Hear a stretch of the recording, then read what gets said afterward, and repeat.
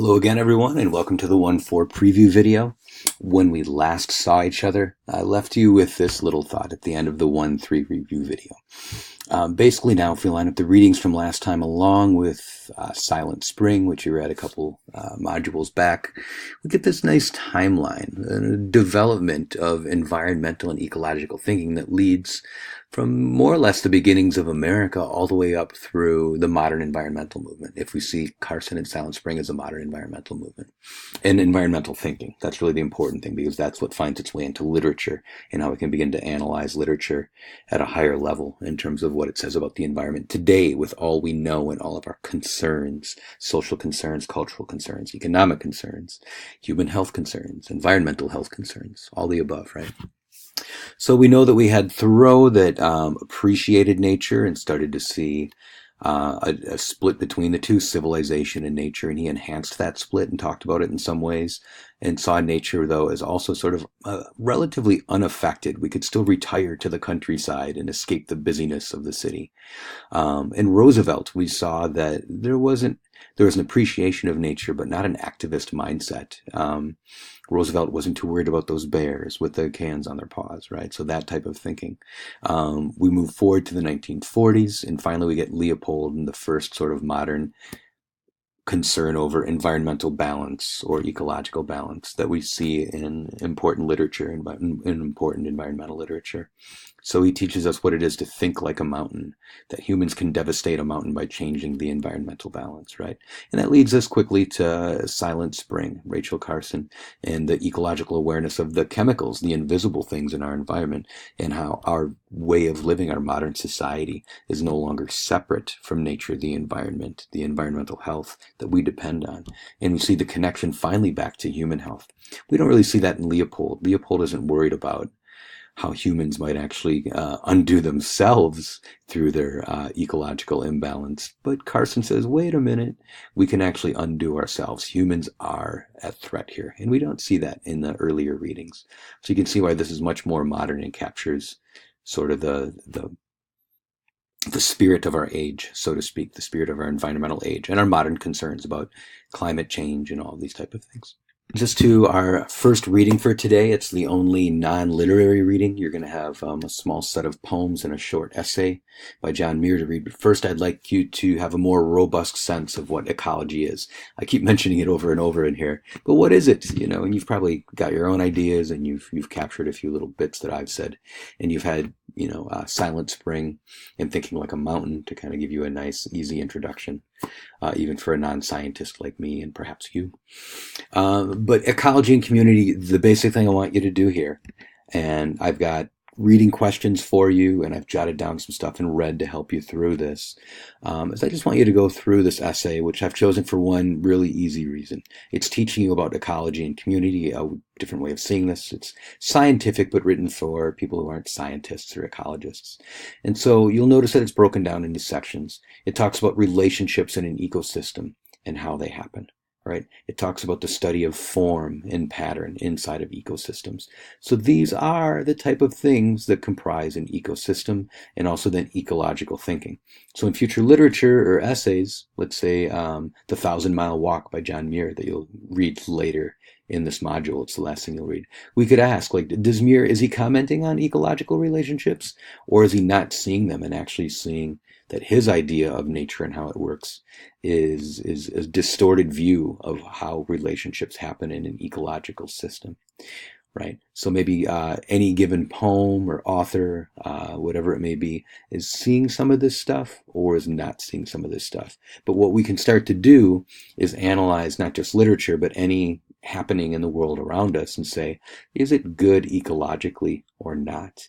And that's the next big reading strategy from the course. You've had the fall and the recovery and the stewardship and the dominion or domination. We added in all that stuff from the pastoral and all those binaries, civilization versus wilderness, all of those type of things. And now we're getting into a more modern way of reading literature, is to say, does it promote ecological balance? Is the author having a responsible discussion of ecology. And so to help you out with that, that's what this reading is for. One thing that is not outlined in here that is in here is capture linear versus cyclical systems. A cyclical system is basically an ecological one. It can also be called a web or a network or many other things. Where the easy example is the little things are eaten by the bigger things are eaten by the biggest things, so on until the bigger things die and they get eaten by the little things, right? But everything, all the waste is accounted for. That's a good ecological system.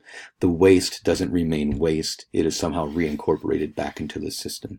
You can see why we become problematic as humans, because much of our waste can't be worked back into the environment. If you have a compost pile at home or something like that, then your food scraps are being composted and put back into the environment.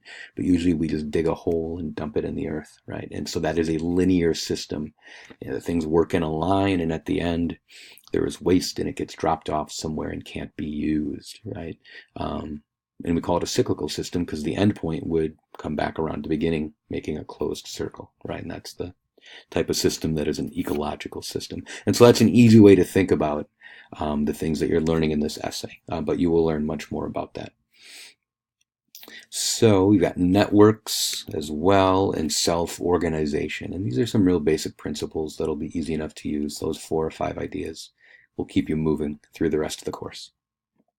Your D2L post, I'm going to have you write a little bit on I guess for your post, I'm not having you write on ecology and community, but capture those basic ideas, be able to answer these questions, and then you can put some energy into the poems and the essay for your actual writing. Notice that I want you to read all the poems. They're all short and really, really interesting, fun poems to read. I'm sure you'll like them, but you only need to pick 2 of them to detail deeply. So you've got a lot of reading questions. I'll let you work through those. What I'll do in this video is just tell you some general things about these poems. So traveling through the dark, I've got lots of stuff jotted down in red that'll help you through this. But the reason I included this poem as the start of this set of poems is because it asks a real basic question. It's a very dramatic scene. You'll see it's a car. He pulls over. He's found a dead deer, but the baby is still alive. The fawn is still alive inside of the deer, and he has to decide what to do about this. And this asks a real basic question that I think is a modern question. This poem was written in the 60s. And it asks the question, what are we supposed to do with nature, right? We've been given all these ideas in the past about how we're supposed to treat the environment, and clearly we are responsible to it. We recognize that in the modern age. But we don't know what to do. And this is a guy that he comes across this environmental situation. A dead mother deer, a live fawn. What's he supposed to do? We're just stuck with this problem of the environment.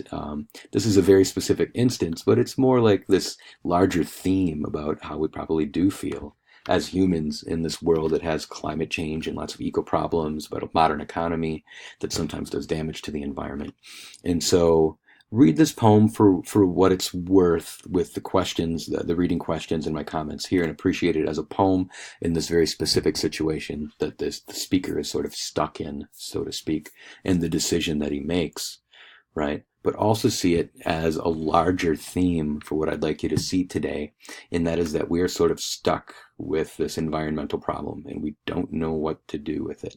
And just as this man is stuck, and we know the options, and all options seem equally good and equally bad, and it's hard to make a choice, right? And that's what I'd like you to kind of take away from this poem, and then do a bit of writing on that if that's the poem that you choose. All right, if we look at the 3 Wallace Stevens poems, Earthy Anecdote, Death of a Soldier, and The Snowman, I marked them so you know which is which. Wallace Stevens, early 20th century modernist poet, one of my favorites. What I want you to see in here is that he is writing about a way of understanding nature. It's much different than Thoreau, who was very excited by its energy and got out and looked at it and reflected on it. These poems in their own way are much more distant and almost, we could say, and this is not a joke, but we're reading The Snowman, kind of cold or sort of objective, almost the way a scientist might write a poem, looking at things from a distance. And that's one of the things that Wallace Stevens oftentimes does in his poetry. He even says one must have a mind of winter to regard the frost and boughs. But what I'd like you to answer here, big picture, is what does Stevens say we must be to have the proper communion with nature, not just appreciation, but communion. If we're going to be one with nature, if we're going to fit in with nature, since this is our ecological unit, what is Stephen saying about fitting in with nature? The death of a soldier might seem a weird one, but soldier represents human activity. We do go to war with each other, right? We don't need to. Animals don't go to war with each other. Only people do. So those are part of human activities that distance us from nature and animals, right? And so what's he saying? He's talking about death here, and he's talking about the heavens and the sweeping sky, the wind overhead that never stops, the clouds going nonetheless in their direction. Is he saying that the environment doesn't care about us, that the world is bigger than us, or is it more complex than that we are one? So if you read these three poems as a unit, which would be kind of fun, you might get some ideas on what he thinks about the relationships between our human behavior, our more animal behaviors, and how we fit in with nature. So that's what you're shooting for an interpretation there. You've got some questions to help you out. You've got a couple poems by the poet James Wright. He was in Minnesota for a while. Again, you can hear the interesting thing is he's out in the middle of all this, and how does he feel about it? What does he want out of nature, or how does he connect with nature? Right? We've got one of my favorite poems called Two Hangovers, two different hangovers, and him looking at nature. Very, very different. You can look into that too. You can choose to write on one poem or both poems kind of in one unit if you see some overlap between the two. But how is he using nature as well? Is it for ecological reasons or just for human reasons? You can write on some of those ideas. Is he seeing, relationships and networks? Does nature seem cyclical? We could ask that of the Stevens poems too, right? Does nature seem cyclical and everything's in balance? Or does it seem linear and everything is kind of out of balance and humans are kind of distorting it in some way? So what are these poets seeing and how are they writing about nature? Jeffers Carmel Point, same thing. This is one that actually shows, it's a poem written about suburbia and suburbia in the middle of all this nature. And you can try to see what Jeffers is saying about our way of living and if we're living in balance with nature inside of its cycle, or if we're breaking its cycle and being linear, and why that is and whether that's good or bad, and what an ideal use of nature is, or the ideal partnership with nature is, right? So you can read Carmel Point that way. You can read Snyder that way as well, covers the ground very much like Jeffers. A similar poem, yet maybe comes to a different conclusion as we interpret all of this. And you've got some questions here to support you as you work through that one. A really nice poem by Natalie Diaz, How the Milky Way Was Made, pulls in some culture as well. This is maybe reminiscent of The Negro Speaks of Rivers in some way, but is clearly unique from that poem too. But we've sort of tread this territory in our course before. But again, is this talking about ecological systems versus linear systems and the relationships between things? And there's a sort of a religious connotation, it seems, as well, but it's based in nature, which reminds us of Negro Speaks of Rivers, right? So you can look at that poem and give it a read. It's a fun poem. I think you'll enjoy it. And then last you have John Muir, and you've got some questions to support your reading of Muir as well. Muir is a major environmentalist. And in fact, it even says he's the next great figure after Thoreau. I suppose that's true enough. They lived almost at the same time. Muir was a generation or maybe a generation and a half later, we could say. What are we looking for here? I want you to look at what Muir says again about ecological thinking, that is cycles versus linearity. Is he interested in the way that nature moves and networks with itself? Is he interested in it being self-organizing, that when something bad happens to nature, it adapts, right? That's what self-organization is in nature. Or does he not see that yet? He is an environmentalist and appreciates it. But again, what does he see about our modern way of seeing nature? Everything that Capra taught us in the first essay you'll read about networks and self-organization and cyclical and linear systems and these type of things. What is he getting right and what is he not getting right? He is still in the 19th century, and we read a lot of Thoreau and Roosevelt last time. And we know that the 19th century kind of captured the spirit of nature, but didn't capture ecological thinking and environmental balance very well. So see where Muir is inside of all of this. We could have easily put Muir in with the essays from the last unit, but I put him here instead to round off the poems, instead to apply the ecological thinking of Capra to this essay in particular. So enjoy the essays. You got some fun poems. You'll learn a bit about ecology, and then you get to read some Mir as well. We'll see you soon.